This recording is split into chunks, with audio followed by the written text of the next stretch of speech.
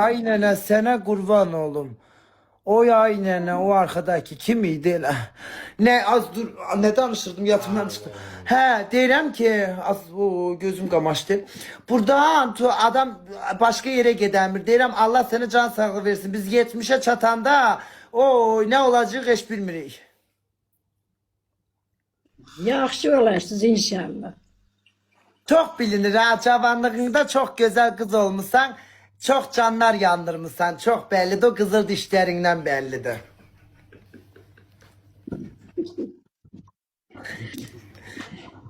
O yardımlının güzel kız olmuşsan cavanlığında çok bellidir. Az canlar yandırmayıpsan ha. Neven var? Az nene error verdi. Neveniz var. Bu nene baga girdi. Nene. Az yazık nene error verdi. Nene. Bu. Ay nene. Salam sağ ol. Nene. Aynen Sirof zevk geldirir sen uçak moduna al onu. Nene dondun ay nene. Allah'ım. Nene.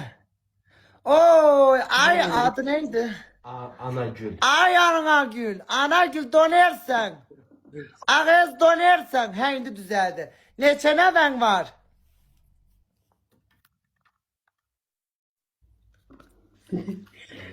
Hadi ne yapayım? Bilmiyorum. Aynen. Bir 10-15 tane var. Wow, maşallah neçe uşağın var?